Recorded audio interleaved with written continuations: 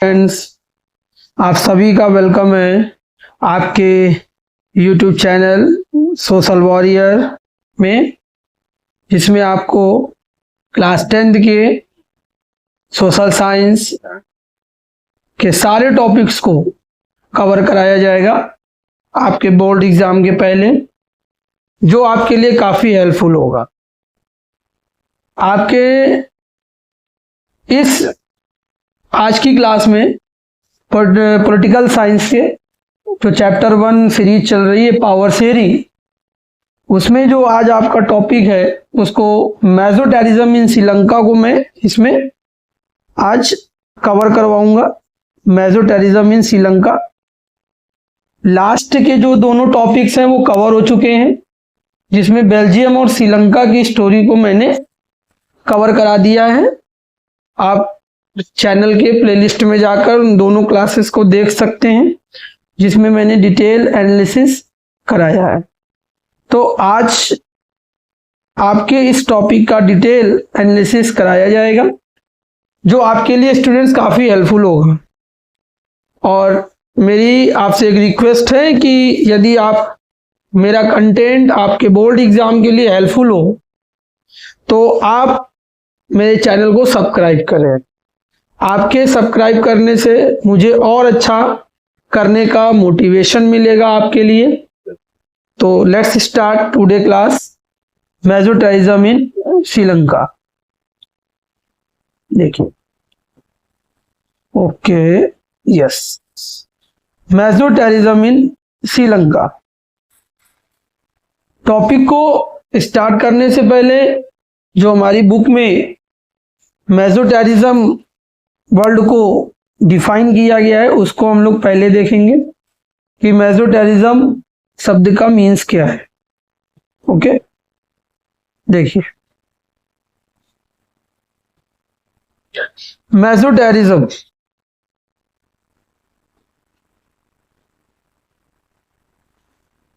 मेसोटेरिज्म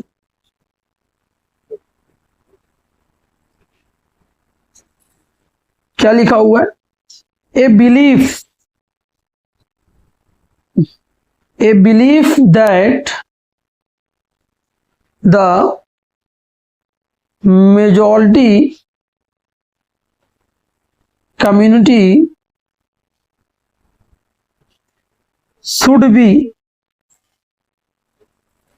should be able to rule a country in whichever way it wants। काफी अच्छे से NCERT में students समझाया गया है मेसोटेरिज्म, और सभी बच्चों को याद रखना चाहिए। सीबीएसई बोर्ड एग्जाम में, सीबीएसई के बोर्ड एग्जाम में सेक्शन बी जो आपका होता है सोशल साइंस पेपर का, जिसमें 2 मार्क्स के क्वेश्चन पूछे जाते हैं थ्योरेटिकल, उसमें इसी तरह के छोटे छोटे क्वेश्चन पूछे जाते हैं। तो ये काफी इंपॉर्टेंट क्वेश्चन भी आपके लिए बन जाता है। What do you understand by the term majoritarianism? काफी इंपॉर्टेंट क्वेश्चन है, सभी बच्चे नोट डाउन करेंगे। सेक्शन बी के लिए व्हाट डू यू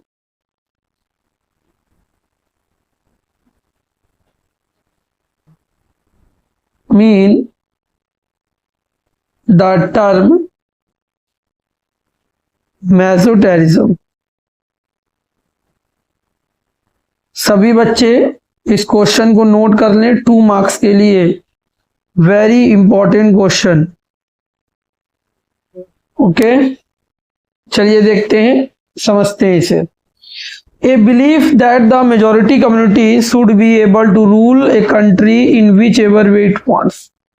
बेटा, कोई भी कंट्री है, वहां की जो मेजॉरिटी कम्युनिटी होती, जब उसको ये बिलीफ हो जाता है कि जो हम लोग संख्या में ज्यादा है, हम लोग कंट्री में रूल कर सकते हैं, हम ही लोग कंट्री को हमें ही कंट्री को रूल करना चाहिए, विच एवर इट वॉन्ट्स, जैसी हमारी मर्जी हो वैसे हम कंट्री को रूल करें, बाय डिसरिगार्डिंग द विशेस।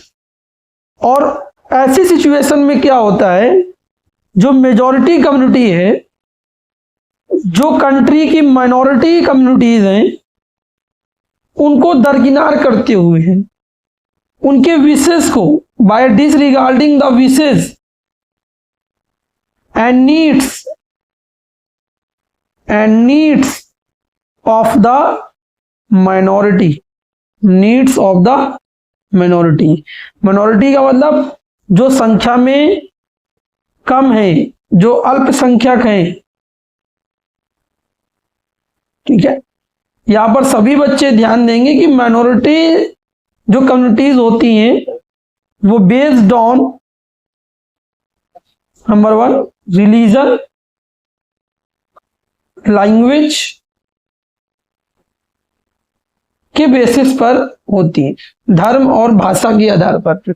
जैसे कि ये जो अपने टॉपिक चल, मैं आपको क्लास 10th के लेवल पर ही चीजों को एक्सप्लेन करने की कोशिश करूंगा, ताकि आपके टॉपिक भी टाइमली कवर हो जाएं।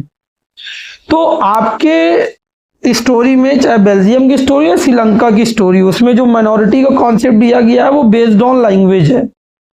ओके, ये याद रखिएगा। लैंग्वेज के बेस पर बेल्जियम में भी स्टोरी को कवर किया गया है, जो माइनॉरिटी ग्रुप है वहां पे, और श्रीलंका में भी जो तमिल जो माइनॉरिटी में है, लैंग्वेज के बेस पर ही टॉपिक को कवर कराया गया है, ठीक है। तो माइनॉरिटीज वो बेस्ड हो सकती है लैंग्वेज और रिलीजन पर। तो हमारे टॉपिक में लैंग्वेज के बेस पर ही दोनों कंट्री में माइनॉरिटी को यहां पर उसको एनसीईआरटी में दिया गया है स्टूडेंट्स। तो जब किसी देश की जो मेजॉरिटी कम्युनिटी है, चाहे वो धार्मिक के आधार पर मेजॉरिटी में हो, जैसे लाइक इंडिया, जैसे कि अगर हम यहाँ पे ले लें कि जो हिंदू हैं वो संख्या में ज्यादा हैं, बाकी जो रिलीजन के लोग हैं वो माइनॉरिटी ग्रुप हैं, या पाकिस्तान में जो इस्लाम को फॉलो करने वाले लोग हैं वो मेजॉरिटी में हैं, बाकी जो रिलीजन के लोग हैं वो माइनॉरिटी में हैं। तो जैसे मैं आपको यहाँ पर एग्जांपल देकर समझाऊं कि जैसे पाकिस्तान को मैं एग्जांपल लेता हूं यहाँ पर, कि पाकिस्तान में जो मेजॉरिटी कम्युनिटी है, जो मेजॉरिटी कम्युनिटी है वो इस्लाम को फॉलो करने वाले लोग हैं।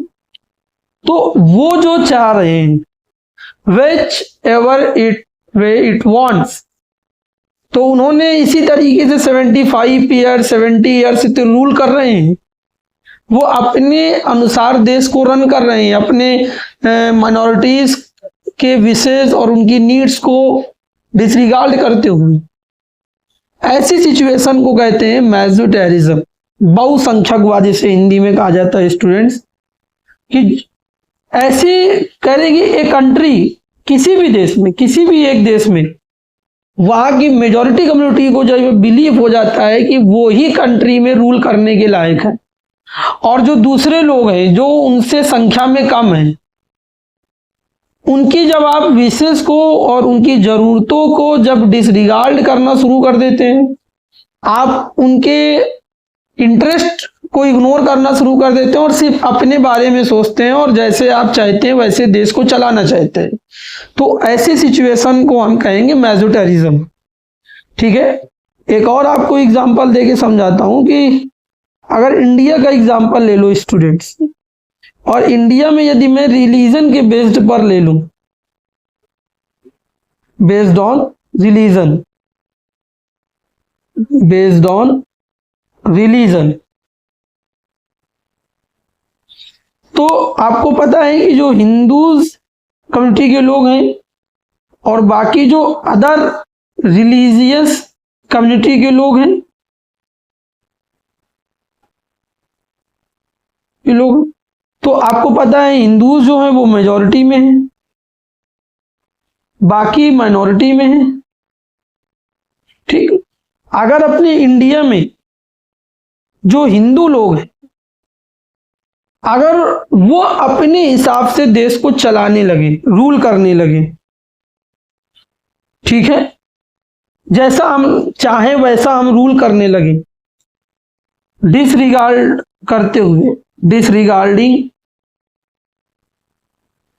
द विशेस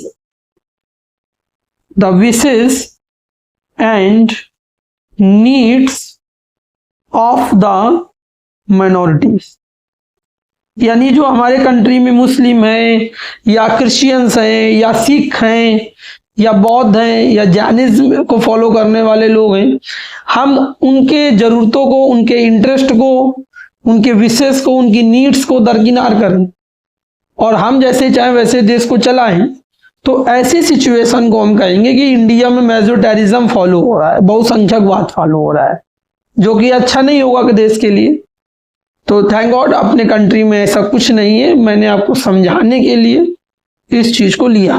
ओके, चलिए, तो ये जो ग्लॉसरी में जो मेजोरिटेरिज्म शब्द का मतलब दिया गया है, इसको समझना सबसे जरूरी है। और 2 मार्क्स के लिए आप अपने एनसीईआरटी बुक पे, एनसीईआरटी बुक में आप इसको 2 नंबर के लिए लिख लीजिए इस तरीके से। यहाँ पर सभी बच्चे नोट डाउन कर लें, सीबीएसई एग्जाम 2025 के लिए सेक्शन बी के लिए ये क्वेश्चन वेरी इंपॉर्टेंट, सभी बच्चे नोट डाउन कर लें। इस तरीके से सभी बच्चे मेजोरिटेरिज्म शब्द को मैंने समझाया, आपको ना समझ में आए बार बार आप इसको बैक करके सुनिएगा तो आपको सारी चीजें क्लियर हो जाएंगी। ओके, चलिए टॉपिक को स्टार्ट करते हैं। तो Sri Lanka emerge as an independent country 1948। Sri Lanka बेटा एक स्वतंत्र राष्ट्र के तौर पर 1948 में दुनिया के सामने आया, एक स्वतंत्र राष्ट्र के रूप में। ब्रिटिश, जैसे इंडिया ब्रिटिश कंट्री की कॉलोनी थी, वैसे श्रीलंका भी ब्रिटिश की ही कॉलोनी थी। और इंडिया 1947 में इंडिपेंडेंट होता है और श्रीलंका 1948 में इंडिपेंडेंट होता है। ठीक, the leaders of the Sinhala community sought to secure dominance over government by virtue of their majority. अब स्टूडेंट्स, होता क्या है कि श्रीलंका जब आजाद होता है, थोड़ा यहाँ पर आपको एनालिसिस करना पड़ेगा क्योंकि बुक में उस एनालिसिस को नहीं दिया गया है, तो वो मैं कराऊंगा, आप इसको समझिएगा। तो देखिए, नोट्स आप अपने पेन कॉपी लेकर स्टूडेंट्स रहें और जो भी मैं आपको नोट कराता जा रहा हूं इसको नोट करते रहें। सबसे पहले हमारे टॉपिक की शुरुआत ये होती है कि श्रीलंका 1948 में इंडिपेंडेंट हो जाता है। एनालिसिस कर रहे हैं हम चीजों को, जो एनसीईआरटी में नहीं भी है उनको भी मैं बताकर कवर करा के चलूंगा। जस्ट आफ्टर इंडिपेंडेंट, श्रीलंका के जो बेटा लीडर्स होते हैं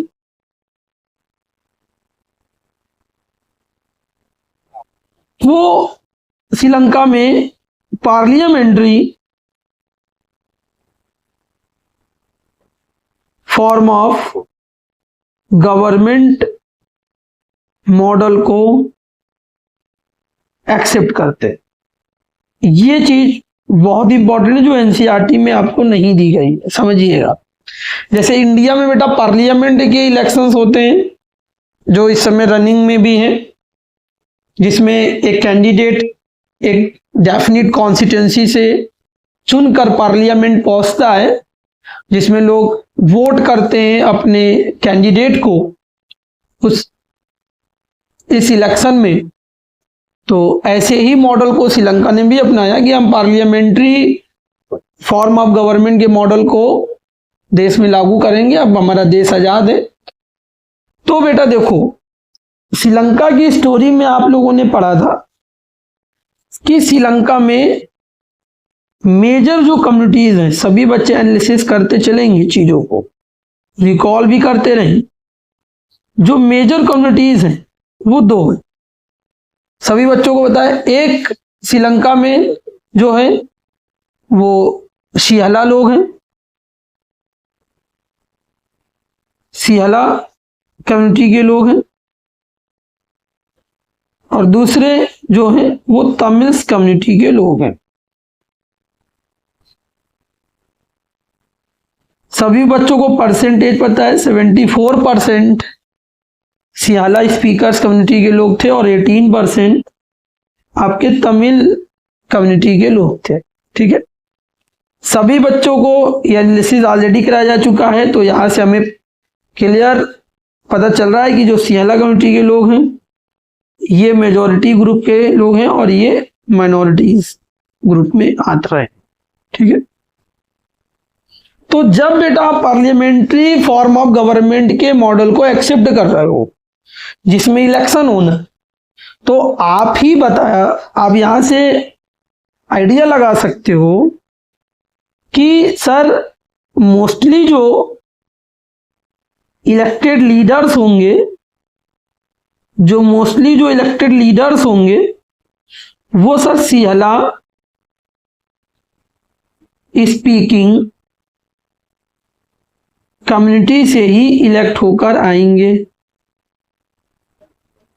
या सर नो, क्यों आएंगे? क्योंकि सभी बच्चों को पता है कि सर, क्योंकि सर ज्यादा जो पॉपुलेशन है वो सर सिहला स्पीकर्स की है, तो ज्यादातर जो सर मेंबर्स चुनाव में जीतेंगे वो सिहला ही होंगे, क्योंकि 74% पॉपुलेशन है सिहला की, तो सिहला ही चुनाव में ज्यादातर जो लीडर्स इलेक्ट किए जाएंगे जनता की तरफ से वो सिहला होंगे, क्योंकि पॉपुलेशन इतनी ज्यादा है।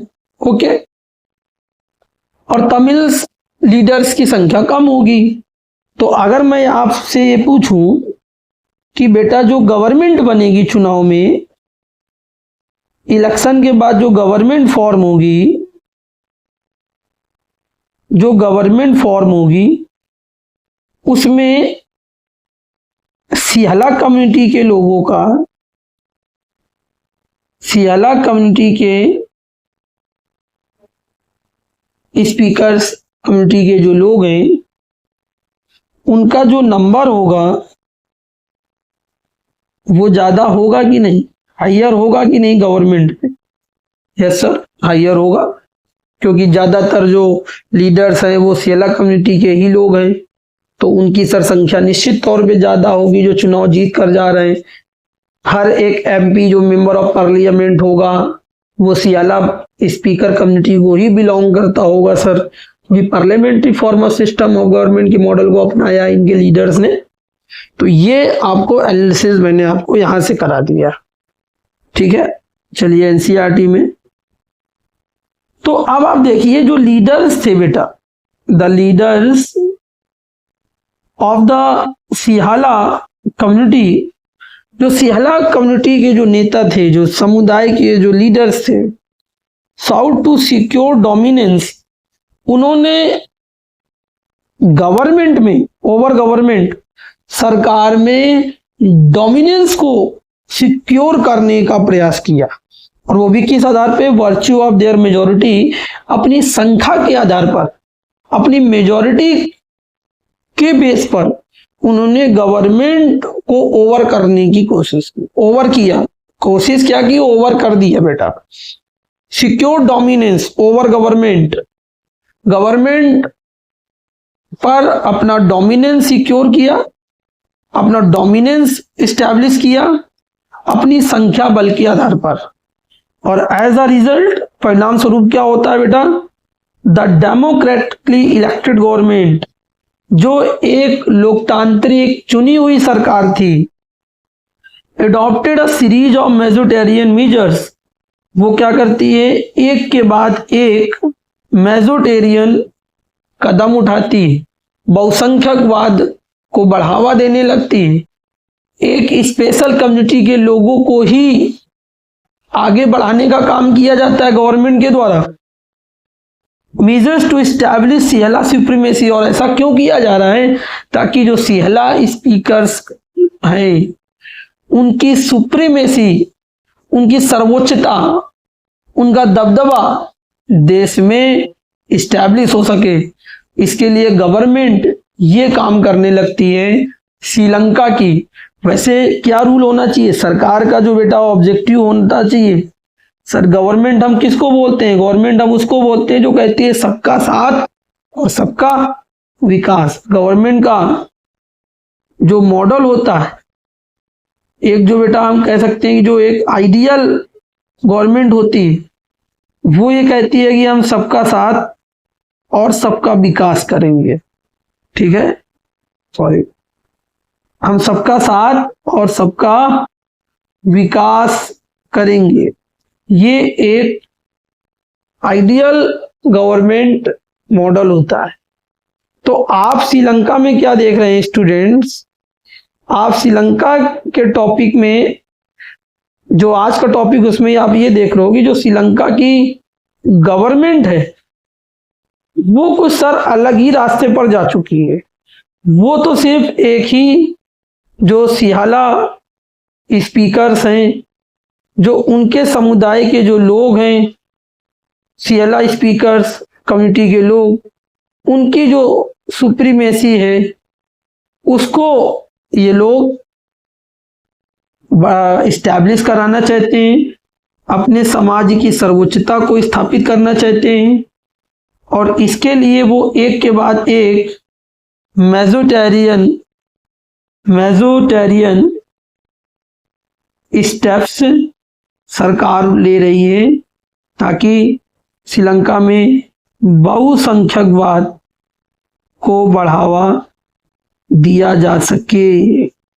यहाँ तक सभी बच्चों को बात समझ में आई होगी, आई होप। ठीक है, चलिए लेट्स बैक अवर एनसीईआरटी। अब बेटा एक क्वेश्चन यहाँ पर आपसे पूछा जाएगा बोर्ड एग्जाम में। आप सभी बच्चों को इस क्वेश्चन को नोट डाउन करना है कि श्रीलंका की गवर्नमेंट ने कौन कौन से मेजोरिटेरियन स्टेप्स लिए ताकि श्रीलंका में मेजोरिटेरियन जो right the majoritarian steps adopted by the Sri Lankan government. ठीक है, आपको 3 मार्क्स में क्वेश्चन आता है, सभी बच्चे नोट डाउन करेंगे इस क्वेश्चन को। सबसे पहले क्वेश्चन लिख लेते हैं, सभी स्टूडेंट सीबीएसई के क्वेश्चन को नोट डाउन करें सेक्शन सी के लिए। ठीक है, इस तरीके से आप इसको नोट डाउन करें। सेक्शन सी के लिए ये क्वेश्चन यहां से लिया जाता है, सेक्शन सी के लिए बोर्ड एग्जाम का क्वेश्चन है। ठीक है, हर एक साल किसी ना किसी सेट में आने वाला question. Write the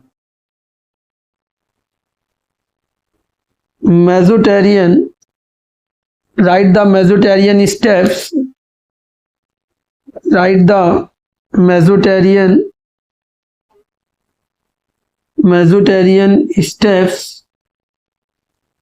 steps adopted by Sri Lankan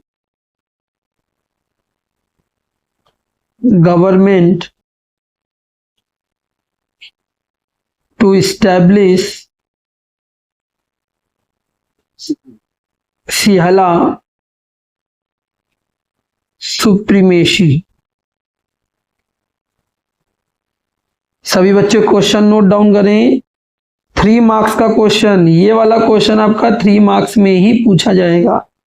section B के लिए है, सेक्शन सी जो आपके पेपर में होगा उसमें ये क्वेश्चंस के आने की पॉसिबिलिटी काफी ज्यादा है 3 मार्क्स के लिए। Write the majoritarian steps adopted by the Sri Lankan government to establish Sinhala supremacy. Okay, ये क्वेश्चन सभी बच्चे नोट डाउन करें। देखते हैं, तो सबसे पहले क्या क्या किया मैं अंडरलाइन करूंगा, आप इस क्वेश्चन के साथ वो सारे पॉइंट ऐड कर लेंगे। इन 1956 सबसे पहला नंबर 1, आपको कोई भी 3 पॉइंट लिखने इस पूरे टॉपिक से। यहां से मैं स्टार्ट करूंगा, यहां से कोई भी एनी 3 आप लिख के आएंगे। कॉपी करेक्शन में जाते हैं हम लोग। 3 पॉइंट यदि स्टूडेंट ने लिखे हैं तो उसको पूरे फुल मार्क्स, यहां से 3 मार्क्स उसको मिलेंगे। In 1956 an act was passed to ना is Sinhala as the only official language thus disregarding Tamil. Number 1, ये एक पॉइंट आपका हो गया, 1 पॉइंट। सभी बच्चे इसको नोट डाउन कर लें क्वेश्चन के साथ। पहला नंबर, 1956 में इन्होंने बेटा एक एक्ट पास किया, एक कानून इन्होंने बना दिया और उस कानून के तहत सिहला भाषा को श्रीलंका की ऑफिशियल लैंग्वेज के रूप में रिकॉग्नाइज किया गया, तमिल भाषा को दरकिनार करते हुए। ये पहला मेजोटेरियन स्टेप था। किस लिए था? ताकि सियाला लोगों की सुप्रीमेसी को इस्टेब्लिश किया जा सके। इसलिए सबसे पहला कदम कि सियाला भाषा को ही ऑफिशियल लैंग्वेज के रूप में रिकॉग्नाइज किया गया। तमिल बोलने वाले जो लोग थे उनको इस फैसले से एक बहुत बड़ा झटका लगेगा स्टूडेंट्स, क्योंकि अगर मैं अब यहाँ पर आपको एनालिसिस कराऊं what is the significance of the official language, ठीक है, इंपॉर्टेंट हो जाता है एनालिसिस। हमें एनसीईआरटी को रीड करते समय एनसीईआरटी को काफी एनालिसिस करने की नीड होती है और वो मैं आपको पूरा एनालिसिस कराऊंगा लाइन टू लाइन, ठीक है। अब यहाँ पर मैं आपको एनालिसिस करा देता हूं कि what is the significance of the official language,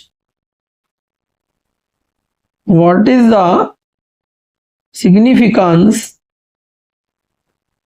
what is the significance of official language. देखिए स्टूडेंट्स, ऑफिशियल लैंग्वेज का जो सिग्निफिकेंस होता है वो ये होता है बेटा, ऑफिशियल लैंग्वेज का सिग्निफिकेंस कि जितना भी गवर्नमेंट वर्क होता है, जितना भी सरकारी काम होता है गवर्नमेंट ऑफिसेज में, फिर बेटा वो उसी लैंग्वेज में होगा। ये होता है ऑफिशियल लैंग्वेज का सिग्निफिकेंस। ओके, तो आप ये देख रहे हो कि जो श्रीलंका की गवर्नमेंट थी उसने 1956 में एक एक्ट पास किया और उस एक्ट के तहत उन्होंने सियाला भाषा को ऑफिशियल लैंग्वेज बना दिया। इसका मीन्स ये था कि अब सारे जितने भी गवर्नमेंट ऑफिसेस थे उसमें सारा जो वर्क होगा, गवर्नमेंट वर्क होगा, वो अब सियाला भाषा में ही होगा। अब इसका इम्पैक्ट क्या पड़ेगा, एनालिसिस कीजिए। अब इसका इम्पैक्ट क्या पड़ेगा कि जो तमिल एम्प्लॉइज होंगे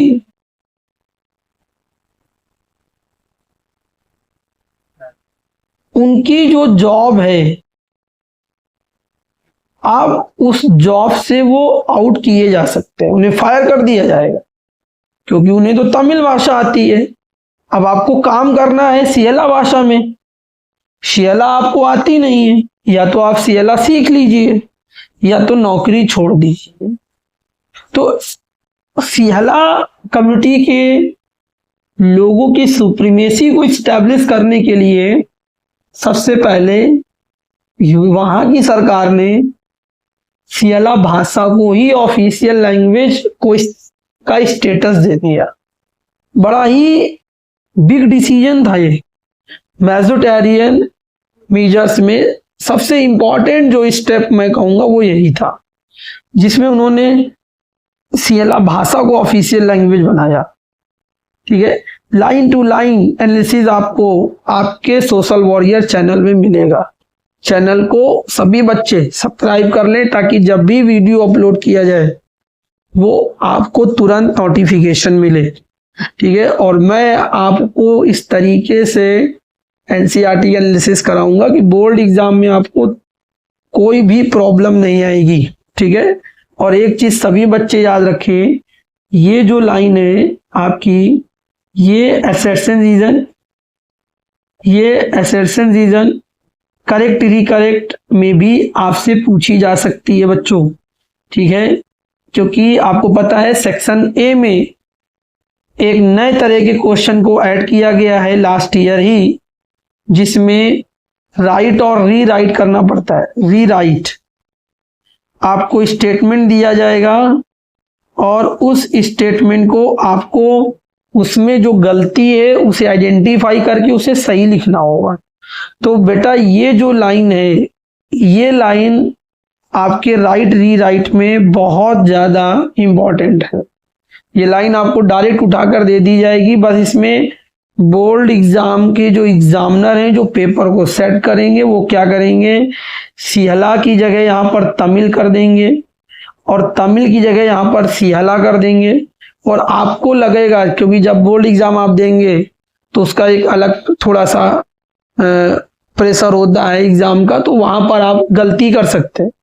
ठीक है, आप जल्दी से रीड कर जाएंगे, आपको लगेगा बिल्कुल सही लिखा है, जबकि ऐसा नहीं होगा, वहां पर कुछ गलती दी गई है, आपको उसे पहचानना है।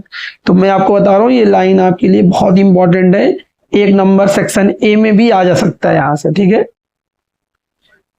इसी को एक्सप्लेन किया गया आगे। नेक्स्ट दूसरा पॉइंट हम ले लेंगे यहीं से। The government followed preferential policies that favoured CLA applicants for university position and government jobs. सरकार क्या करने लगी, सरकार लगातार ऐसी पॉलिसीज बनाने लगी किसके प्रेफरेंस में, जो सीएलए एप्लीकेंट्स को फेवर कर रही थी। यूनिवर्सिटी पोजीशंस में, गवर्नमेंट जॉब्स में, सरकारी नौकरियों में, एजुकेशन में सरकार ऐसी ऐसी नीतियां बना रही थी जो सीएलए एप्लीकेंट्स या सीएलए कम्युनिटी के लोगों के लिए ही बेनिफिशियल थी, या उनको ही प्रेफरेंस मिल रही थी, उनको बढ़ावा मिल रहा था। ये दूसरा पॉइंट हो गया आपका। साथ ही साथ इन्होंने क्या किया, तीसरा, ए न्यू कॉन्स्टिट्यूशन स्टिपुलेटेड, जो इनका संविधान था, जो नया संविधान था, उसमें इन्होंने थोड़ा सा बदलाव करके इस बात को मेंशन किया, यहां पर हाईलाइट करेंगे सभी बच्चे, दैट द स्टेट, जो स्टेट है यानी जो कंट्री है, कंट्री की जो गवर्नमेंट है, self protect and foster Buddhism, जो बौद्ध धर्म है, जो बौद्ध धर्म है उसको संरक्षण देगी और उसका प्रचार प्रसार भी करेगी, यानी उसको बढ़ावा भी दिया जाएगा देश के अंदर। तो ये गवर्नमेंट की पॉलिसी इन्होंने बना ली कि संविधान के अनुसार सरकार बौद्ध धर्म को संरक्षण देगी या उनके मानने वाले लोगों को प्रोटेक्ट करेगी और बौद्ध धर्म का प्रचार प्रसार भी सरकार करेगी। और सभी बच्चों को श्रीलंका ऑफ स्टोरी में ये टॉपिक ऑलरेडी कवर हो चुका है कि सिहला जो लोग थे, उनका जो अधिकतर जो सियाला लोग थे उनका जो रिलीजन था वो बुद्धिस्ट था। तो वहां पर उन्होंने अपने रिलीजन को भी यहाँ पर उसके डोमिनेंस को भी, उसके सुप्रीमेसी को भी स्टैब्लिश करने के लिए इन्होंने संविधान में बदलाव करते हुए यहाँ पर बुद्धिज्म को प्रोटेक्ट और फॉस्टर करने की बात कही। तो ये 3 पॉइंट्स आपके यहाँ पर हो जाते हैं और आपको यहाँ से 3 मार्क्स इतने से आपको मिल जाएगा। ठीक है, ऑल दीज गवर्नमेंट मेजर्स। अब देखिए स्टूडेंट्स, ये जो सरकार के कदम थे, जो सरकार ये मेजोरिटेरियन स्टेप्स ले रही थी, coming one after the other, एक के बाद एक जो हम देख रहे हैं सरकार स्टेप्स ले रही है, इससे इंपैक्ट क्या पड़ता है। यहां पर सभी बच्चे हेडिंग डालेंगे इंपैक्ट, सभी बच्चे हेडिंग डालें इंपैक्ट। अब इसका इंपैक्ट क्या पड़ा, gradually increase the feeling of alienation among the Sri Lankan Tamils. धीरे धीरे, ग्रेजुअली का मतलब स्टूडेंट्स धीरे धीरे जो श्रीलंकन तमिल्स थे, ध्यान दें सभी बच्चों, जो श्रीलंकन तमिल्स थे उनके अंदर the feeling of alienation, alienation का मतलब अलगाव, और इसको डिफाइन करूं तो अलग होने की भावना, अलग होने की भावना, फीलिंग। ठीक है, फीलिंग इंक्रीज, अलग होने की भावना धीरे धीरे इंक्रीज होने लगी स्टूडेंट्स। अलग होने की जो भावना थी वो श्रीलंकन तमिल्स के अंदर बढ़ने लगी। ऐसा क्यों हो रहा है, यहां से भी एक क्वेश्चन आपका बढ़ गया, ये लीजिए वाई क्वेश्चन सेक्शन सी के लिए आ गया। सेक्शन सी में क्वेश्चन पूछा जाता है, वाई श्रीलंकन तमिल्स, जो श्रीलंकन तमिल्स थे आखिर क्यों उनके अंदर फीलिंग ऑफ एलिनेशन ग्रेजुअली धीरे धीरे इंक्रीज होने लगी। ठीक है, why Sri Lankan Tamils increase the feeling of alienation among the Sri Lankan Tamils. ये 3 मार्क्स का क्वेश्चन अपने आप में है, तो आप यही आंसर लिखोगे, बैक में जाके आपको आंसर यही लिखना है, ऊपर वाला ही। ठीक है, लेकिन क्वेश्चन की लैंग्वेज बस चेंज हो जाएगी, आपको कंफ्यूज बिल्कुल भी नहीं होना है। ठीक है, तो बैक टू टॉपिक। तो श्रीलंकन गवर्नमेंट ने, आप ये देखा स्टूडेंट, जिस तरीके से श्रीलंका की सरकार एक के बाद एक धीरे धीरे जो कदम उठा रही थी, उससे धीरे धीरे श्रीलंकन तमिल्स के अंदर किस फीलिंग का इंक्रीज होना शुरू हो जाता है, फीलिंग ऑफ एलिनेशन, अलगाव होने की भावना बढ़ने लगती है। किनके अंदर? Among the Sri Lankan Tamils. क्यों बढ़ने लगती है? क्योंकि आप मेजोरिटेरियन स्टेप्स ले रहे हो, आप हमारी कम्युनिटी को ध्यान नहीं दे रहे हो, आप तमिल्स को ध्यान नहीं दे रहे। सरकार सबका साथ सबका विकास नहीं कर रही है, सरकार सिर्फ सियाला लोगों का ही साथ दे रही है। सियाला लोगों के बच्चों को यूनिवर्सिटी जॉब्स में और गवर्नमेंट जॉब्स में फेवर किया जा रहा है और उनके अकॉर्डिंग ही पॉलिसीज बनाई जा रही है ताकि उस समुदाय के लोगों की सुप्रीमेसी स्टैब्लिश हो सके। ठीक है, तो बेटा इससे क्या होगी? श्रीलंकन तमिल्स के अंदर फीलिंग ऑफ एलिनेशन आएगा। धीरे धीरे जो श्रीलंकन तमिल से दे फेल्ट दैट, एक एक लाइन एक एक शब्द को ध्यान से सभी बच्चे सुने और नोट्स अपनी बुक लेकर बैठे, जहां पर जिसको नोट करना हो सारे बच्चे नोट करें। They felt that none of the major political parties led by the Buddhist Siala leaders was sensitive to their language and culture। ध्यान दीजिए बेटा कि क्या लिखा हुआ है। अब श्रीलंकन तमिल्स के अंदर क्या चीज फील होने लगी? They felt, क्या महसूस करने लगे बच्चों?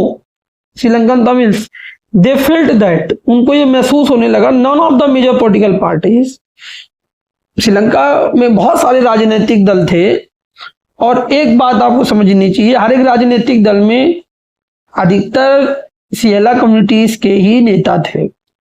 तो श्रीलंकन तमिल्स को ये धीरे धीरे फील होने लगा कि जितनी भी ये पॉलिटिकल पार्टीज हैं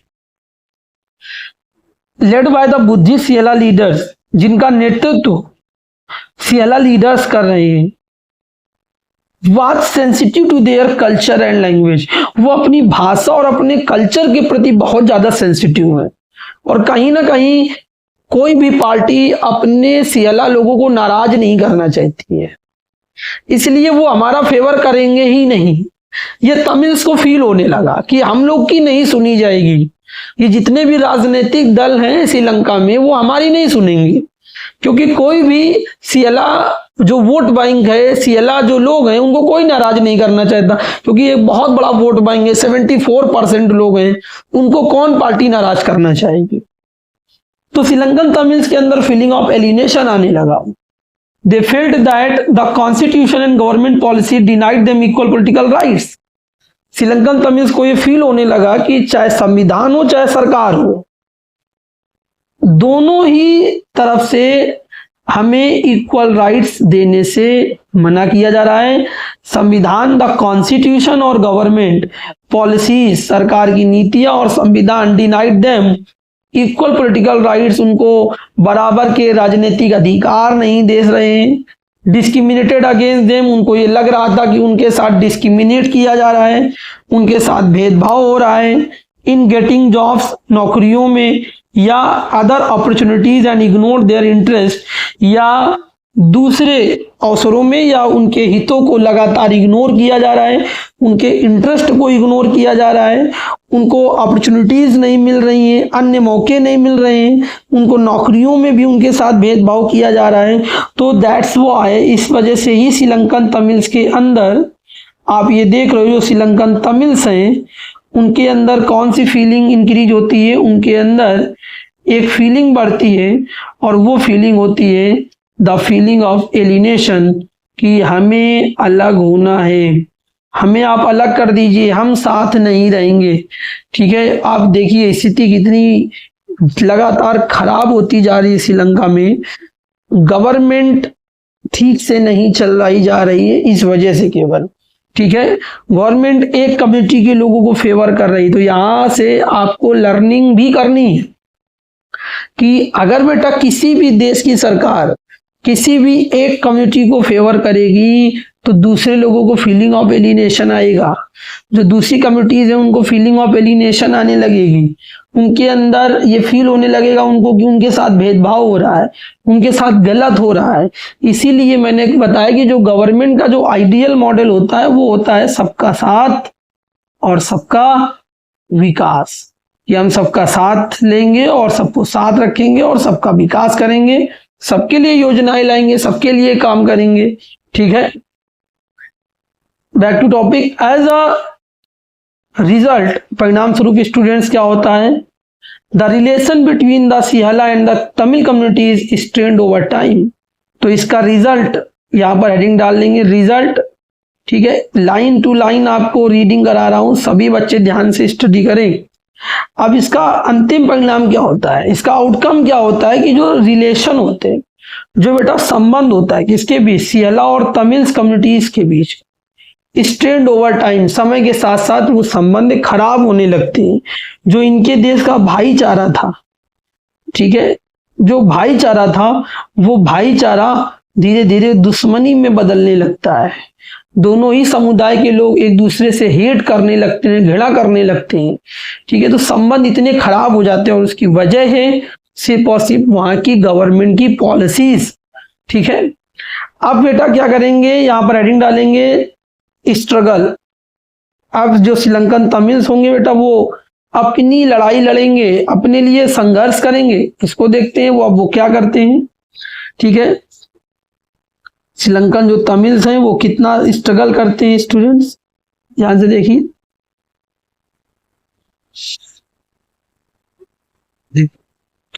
the Sri Lankan Tamils launch parties and struggle for the recognisation of Tamil as an official language.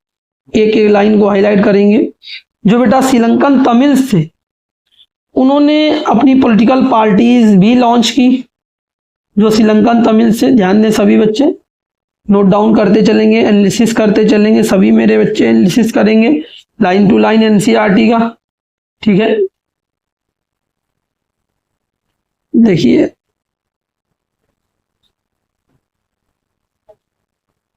देखो, ओके। सो श्रीलंकन तमिल्स लॉन्च पार्टीज। तो अब यहां देख रहे हो बेटा कि जो श्रीलंकन तमिल्स हैं, सभी बच्चे नोट डाउन करते चलेंगे, लॉन्च देयर पार्टीज। अब वो अपने राजनीतिक दल भी बनाते हैं, अपनी पार्टीज भी फॉर्म करते हैं। और ये सब क्यों स्ट्रगल कर रहे हैं, struggle for the recognisation of Tamil as an official language. इनका एक सबसे बड़ा संघर्ष ये था कि सरकार से इन्होंने ये डिमांड रखी कि आप तमिल को भी ऑफिशियल लैंग्वेज का स्टेटस दें।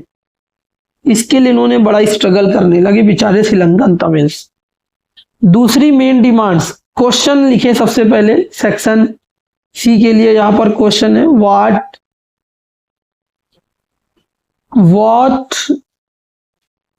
आर द या व्हाट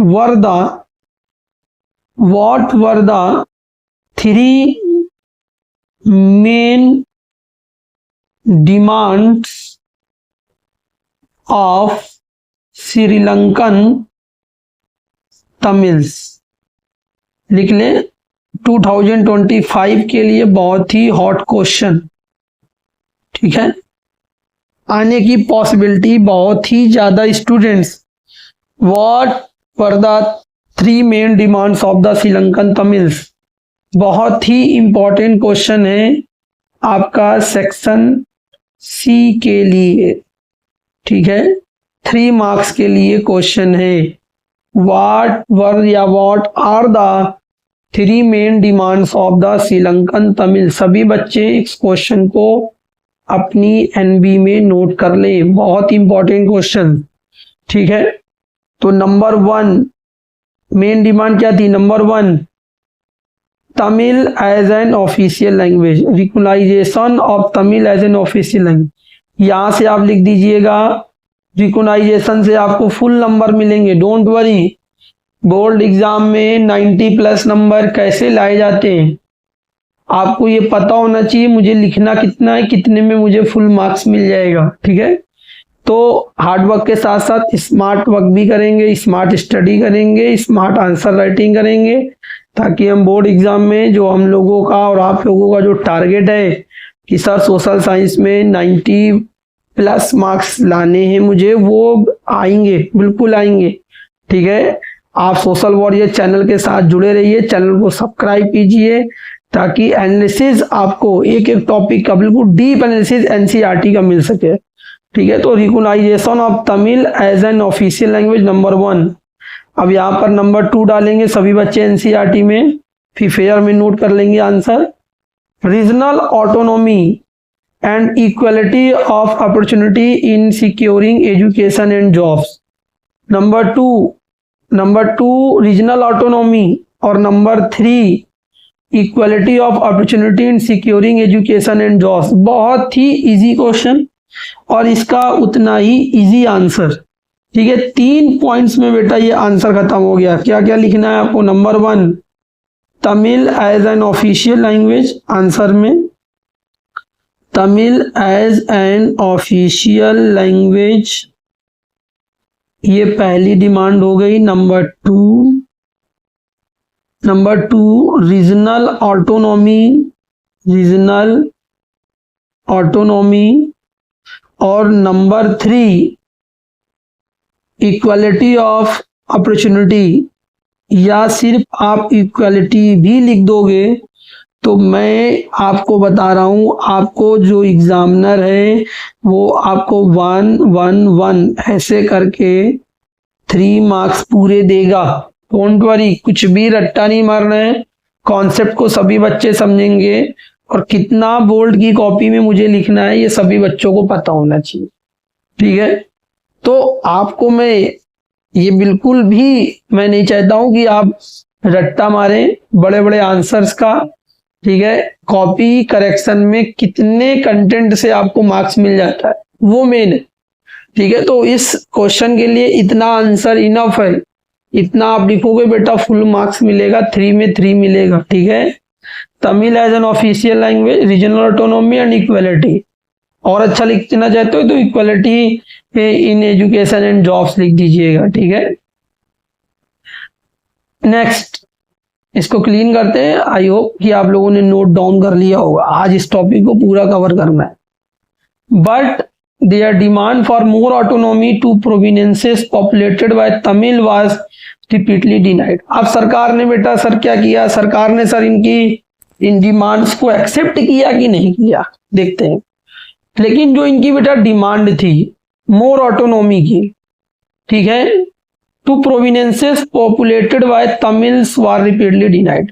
देखो बेटा ऑटोनॉमी का यहाँ पर आप समझ लीजिए, ये श्रीलंकन तमिल्स ये कहना चाह रहे थे कि आप हमें अधिकार दे दो, हमें ऑटोनॉमी दे दो, हमारे जो प्रोविनेंस हैं, हमारे जो वो राज्य, वो देश के वो इलाके जहां पे तमिल्स की संख्या अधिक है, तो आप मैप में देखिए श्रीलंकन तमिल्स का बेसिकली ये कहना था कि ये जो रीजन है, ठीक है, ये जो रीजन है ईस्ट का, ठीक है, या जो थोड़ा बहुत ये रीजन आपका दिख रहा है आपको, उनका वो ये कह रहे थे कि आप हमें रीजनल ऑटोनॉमी दे दीजिए, आप हमें रीजनल ऑटोनॉमी दे दीजिए, हम यहाँ पे जो गवर्नमेंट होगी उसको हम रन करेंगे, हम चलाएंगे, क्योंकि आप तो हमारे ऊपर ध्यान दे नहीं रहे हो, और ये इलाका ऐसा है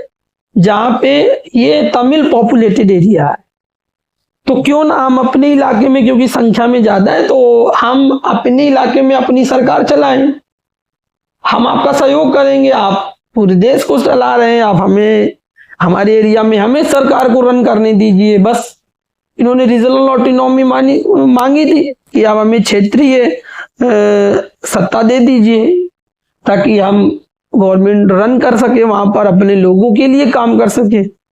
लेकिन क्या हुआ, क्या इनकी ये सर डिमांड को माना गया? रिपीटली डिनाइड, सरकार ने बिल्कुल उसको मना कर दिया, बोले ऐसा नहीं होगा, ऐसा बिल्कुल भी नहीं माना जाएगा। और फिर क्या होता है, स्थिति बहुत ज्यादा स्टूडेंट बिगड़ जाती है। बाय द 1980s 1980 आते आते सेवरल पॉलिटिकल ऑर्गेनाइजेशंस, जो तमिल सपोर्टेड ऑर्गेनाइजेशंस थे, जो तमिल्स को स्टूडेंट सपोर्ट करते थे, ठीक है, ऐसे कई सारे ऑर्गेनाइजेशंस बन गए, ऐसे कई सारे आपको संगठन दिखाई देंगे जो श्रीलंका में एक्टिव हो गए। Organisations were formed demanding an independent Tamil Eelam. आप देखिए, इन्होंने तो एक बहुत बड़ी डिमांड रख दी। पहले इनकी जो डिमांड थी वो तो सिर्फ रीजनल ऑटोनॉमी तक ही थी कि आप हमें रीजनल ऑटोनॉमी दे दीजिए हमारे वाले एरिया में। लेकिन 1980s में इन्होंने एक नई और एक बहुत बड़ी डिमांड रख दी। इन्होंने ये कहा कि सेवरल पॉलिटिकल ऑर्गेनाइजेशंस, जो बहुत सारे राजनीतिक संगठन थे, were formed demanding an independent Tamil Eelam. इन्होंने एक तमिल राष्ट्र की मांग कर दी। एलम का मतलब होता है राष्ट्र, तमिल भाषा में एलम का मतलब होता है स्टेट, एक नया देश। तो इन्होंने तो जितने भी तमिल पॉलिटिकल पार्टी ऑर्गेनाइजेशन थे, जो तमिल राजनीतिक संगठन थे, उन्होंने मिलकर ये डिमांड की कि आप हमारा जो इलाका है, ध्यान से फिर से देखिए, पहले इस इलाके में रीजनल ऑटोनॉमी की बात की गई, अभी अभी मैंने आपको समझाया। फिर पहले इसमें रीजनल ऑटोनॉमी की बात की गई, लेकिन इसको यहाँ की गवर्नमेंट ने रिजेक्ट कर दिया, बोले ये नहीं माना जाएगा। तो उसके बाद इन्होंने एक बहुत बड़ी डिमांड ये रख दी। इन्होंने कहा कि आप हमें हमारा एलम दे दीजिए, हमें अपना राष्ट्र दे दीजिए, हम एक नया राष्ट्र बनाएंगे, ठीक है, जो तमिल एलम के नाम से जाना जाएगा। अब श्रीलंका की जो गवर्नमेंट थी वो बहुत बुरी तरह फंस जाती है स्टूडेंट्स। उसके सामने बहुत बड़ा चैलेंज था देश के टुकड़े होने से बचाने के लिए, ठीक है। और ये जो नया राष्ट्र बनता वो किस हिस्से को मिलाकर, northern and eastern parts of Sri Lanka. Sri Lanka का जो नॉर्दर्न पार्ट है, ये वाला नॉर्दर्न पार्ट है, ध्यान दें सभी बच्चे, श्रीलंका का ये नॉर्दर्न पार्ट, ठीक है, इस वाले इलाके को लेकर, और ये वाला जो ईस्टर्न पार्ट का इलाका है, ठीक है, जो ईस्टर्न पार्ट का इलाका है, इसको मिलाकर एक नया देश बनाने की बात हो रही थी। और ये बात शुरू हो गई 1980s से, ठीक है, 1980 से, ठीक। अब क्या होगा students, the distress between the two communities turn into wide spread conflict. और इससे क्या होता है, इन दोनों जो कम्युनिटीज थी, द टू कम्युनिटीज, एक आपकी सिहला और एक आपकी तमिल, इन दोनों समुदायों के बीच कॉन्फ्लिक्ट काफी बढ़ जाता है और it soon turn into a civil war. और ये बहुत जल्द गृह युद्ध में बदल जाता है। देश में स्टूडेंट सिविल वॉर चलने लगता है। ग्लॉसरी में सिविल वॉर का मतलब समझाया गया है, तो चलिए देखते हैं, सभी बच्चे सिविल वॉर का मतलब समझेंगे, ठीक है। सिविल वॉर का क्या मतलब है, देखें,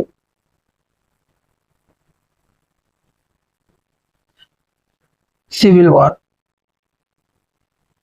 सभी बच्चे ध्यान से समझे। एक कॉन्सेप्ट और मैं आपको बहुत इंटरेस्टिंग यहां पर समझाऊंगा। Civil war, a violent conflict between opposing group within a country within a country that become so intense that it appears like a war. बेटा देखो, कोई भी कंट्री है, अगर मैं मान लेता हूं उस कंट्री में दो ग्रुप है, ग्रुप ए और ग्रुप बी। अगर ये जो ग्रुप के लोग हैं, ध्यान से सभी स्टूडेंट्स चीजों को समझेंगे, एनालिसिस करेंगे, और ग्रुप बी के जो लोग हैं, जो ग्रुप बी को रिप्रेजेंट करते हैं, ठीक है, वैसे तो आप कहोगे सर ये दोनों ही एक देश के निवासी हैं, लेकिन ये ग्रुप ए ग्रुप बी, जब बेटा इनके बीच में कॉन्फ्लिक्ट इतना ज्यादा बढ़ जाएगा, जो एक वॉर जैसा हमें प्रतीत होगा, एक युद्ध की स्थिति जैसा लगेगा, तो हम कहेंगे कि सिविल वॉर हो गया। देश में सिविल वॉर शुरू हो गया, यानी गृह युद्ध शुरू हो गया।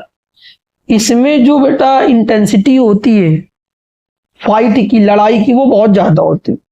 इसमें वेपन्स वगैरह जब यूज होने लगे, बड़े स्तर पर हथियार वगैरह यूज होने लगे, तो आप समझिए देश में गृह युद्ध शुरू हो गया।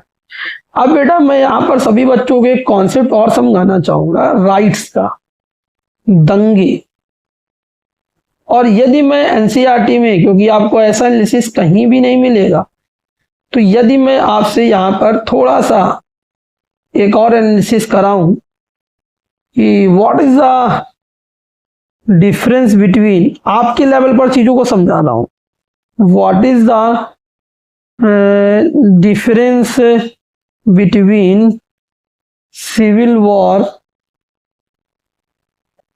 एंड राइट्स, दंगों और गृह युद्ध में क्या अंतर है।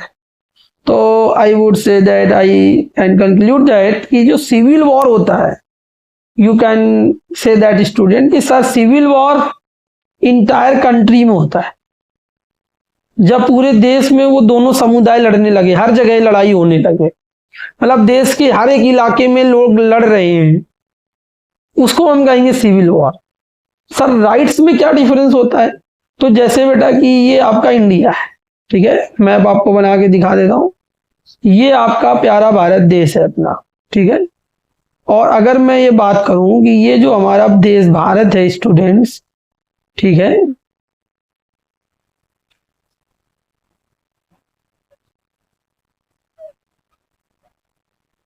ठीक है, देख लीजिए, देखो। तो अगर मैं ये कहूं कि इंडिया के बेटा इस वाले पार्ट में, ठीक है, सभी बच्चे ध्यान से समझेंगे जी को, इस वाले पार्ट में, इस वाले पार्ट में झगड़ा हो रहा है, ठीक है, तो इसको हम बोलेंगे दिस इज राइट्स, कि सर किसी 2-3 जगह पर लड़ाई हो रही है, ये दंगा है, ठीक है, ये राइट्स है। राइट्स जो होता है बेटा एक स्पेसिफिक एरिया में होता है, एक स्पेसिफिक एरिया में होता है, दंगा एक क्षेत्र में होता है, ठीक है। और वो जो स्पेसिफिक एरिया होगा वो विलेज लेवल पर हो सकता है, या टाउन लेवल पर हो सकता है, या और बड़ा फॉर्म होगा तो वो स्टेट लेवल तक होगा। और जब यही चीज स्प्रेड होकर कंट्री के लेवल पर पहुंच जाएगी तो ये राइट्स ना रहकर ये सिविल वॉर बोला जाएगा। आई होप सभी बच्चों को ये बात समझ में आ गई होगी, ठीक है। अगर वो लड़ाई झगड़ा गांव और शहर के स्तर पर या स्टेट के लेवल पर है, आपके राज्य तक है, तो वो दंगा है, वो राइट्स है। यदि वो कंट्री में पूरे फैल जाता है, वो कंट्री के लेवल पर वो कॉन्फ्लिक्ट होने लगता है, तो हम कहेंगे कि this is not a rights, अब सिविल वॉर में सिचुएशन बदल गई है। तो बेटा श्रीलंका में सिविल वॉर हो रहा था, श्रीलंका में सिविल वॉर शुरू हो गया, श्रीलंका में गृह युद्ध शुरू हो गया, ठीक है। इसका परिणाम क्या हुआ, as a result thousands of people of the both the communities have been killed. परिणाम स्वरूप दोनों ही समुदाय की तरफ से हजारों लोगों की मृत्यु हुई बेटा। Many families were forced to leave the country as a refugee.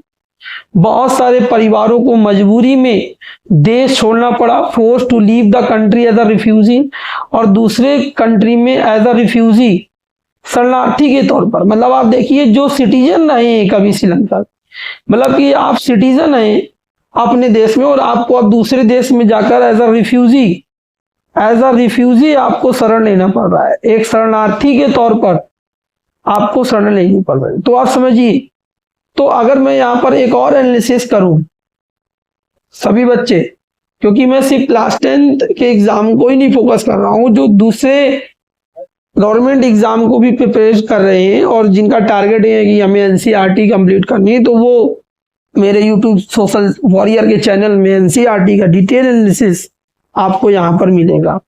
यहाँ पर यदि मैं एनालिसिस करूं कि सर रिफ्यूजी और सिटीजन में क्या डिफरेंस है, what is the difference between the refugee and the citizen. तो आई वुड से दैट जो सिटीजन होता है, तो किसी भी कंट्री में सिटीजन्स को सारे राइट्स मिलते हैं जो भी वहां के कॉन्स्टिट्यूशन में फंडामेंटल राइट्स होते हैं, जो भी मौलिक अधिकार होते हैं, फंडामेंटल राइट्स होते हैं, क्योंकि आप उस देश के नागरिक हैं इसलिए वो आपको सारे अधिकार मिलेंगे। लेकिन आप उस देश में जाकर एज अ रिफ्यूजी रह रहे हैं, तो अब आप यहां से अपने देश से यहां पहुंच गए एज अ रिफ्यूजी, तो आपको बेटा ये राइट्स नहीं मिलेंगे, क्योंकि आप तो शरणार्थी हो, आप वहां के सिटीजन नहीं हो। तो ये डिफरेंस होता है सिटीजन और रिफ्यूजी में। आप अपने देश में एज अ सिटीजन रहोगे मान और सम्मान के साथ, आपको आपके संविधान से, जो भी आपके संविधान में, जिस भी कंट्री में जो संविधान में उनके नागरिकों के लिए जो भी अधिकार होते हैं उनको मिलते हैं, ठीक है। और क्योंकि अब श्रीलंका में क्या हो रहा है, श्रीलंका में गृह युद्ध हो रहा है, लोग जान बचाकर भाग रहे हैं, तो इन्होंने, कई परिवार तो देश छोड़कर चले गए और मजबूरी में दूसरे देशों में एज अ रिफ्यूजी उन्हें रहना पड़ा, शरणार्थी के तौर पर रहना पड़ा। And many more lost their livelihoods, और कई लोगों को अपने जीवन यापन को खोना पड़ा हमेशा हमेशा के लिए, ठीक है। तो आज का टॉपिक यहीं पर एंड होता है, इसको समराइज करते हैं, ठीक है, जल्दी से। तो नीचे आपको मैंने स्लाइड बनाकर माइंड मैप आपके लिए बना दिया है, ठीक है। तो इफेक्ट्स ऑफ मेजोरिटेरियन इन श्रीलंका, सभी बच्चे तो जल्दी से इसे समराइज कर लेंगे। 5 पॉइंट में इस टॉपिक को खत्म करते हैं कि मेजोरिटेरिज्म का श्रीलंका में क्या इफेक्ट्स पड़ा। नंबर 1, सभी बच्चों ने स्टडी किया कि sir feeling of alienation in Sri Lankan Tamils. सबसे पहले तो श्रीलंकन तमिल्स के अंदर सर फीलिंग ऑफ एलिनेशन आने लगी, अलग होने की भावना सर आई। Sri Lanka became independent in 1948। सबसे पहले श्रीलंका 1948 में इंडिपेंडेंट हुआ, और जो श्रीलंका के लीडर्स थे उन्होंने सियला कम्युनिटी के डोमिनेंस को इस्टेब्लिश करने के लिए मेजोरिटेरियन स्टेप्स लिए।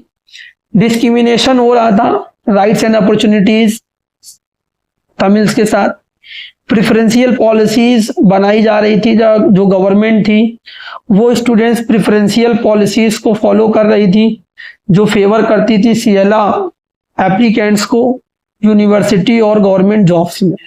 इसका परिणाम क्या हुआ, स्ट्रेन इन रिलेशंस, दोनों कम्युनिटीज के बीच के जो संबंध थे वो खराब होना शुरू हो गए। द रिलेशन बिटवीन द सियला एंड द तमिल कम्युनिटीज, जो सियला और तमिल कम्युनिटीज के बीच के जो संबंध थे became tensed over a time, समय के साथ साथ काफी तनाव की स्थिति में आ गए। And demand for regional autonomy, और इसका सबसे बड़ा इम्पैक्ट क्या पड़ेगा, बाय द 1980s 1980 तक कई सारे जो पॉलिटिकल ऑर्गेनाइजेशंस होंगे, जिसमें LTTE का नाम बहुत इंपॉर्टेंट है, जिसमें liberation of Tamil tigers Eelam. देखो स्टूडेंट्स, कई सारे ऑर्गेनाइजेशन बने थे जिसमें LTTE का काफी इंपॉर्टेंट रोल था। इस पूरे मूवमेंट को चलाने में LTE ग्रुप बहुत इंपॉर्टेंट था। NCERT में LTE का मेंशन नहीं है, मैंने अपने इस माइंड मैप में आपको मैंने डाल दिया इसमें। तो LTTE सबसे पहले डिमांड करता है इंडिपेंडेंट तमिल एलम की, नॉर्दर्न और ईस्टर्न पार्ट्स ऑफ श्रीलंका को लेकर। ओके, तो आज की क्लास को यहीं पर हम कंक्लूड करते हैं, और आप हमारे चैनल सोशल वॉरियर को सब्सक्राइब करें, ठीक है। सभी स्टूडेंट्स, अगर उनको कंटेंट अच्छा लगे, जो उनके, अगर आपके बोर्ड एग्जाम में मेरी ये क्लास हेल्पफुल हो तो चैनल को सब्सक्राइब करें, और क्लास को ज़्यादा से ज़्यादा स्टूडेंट्स तक सभी बच्चे शेयर करें, ठीक है। थैंक यू सो मच सभी स्टूडेंट्स। क्लास को ज़्यादा से ज़्यादा बार आप इसको रिव्यू करें, देखें और एनालिसिस करें। Thank you so much.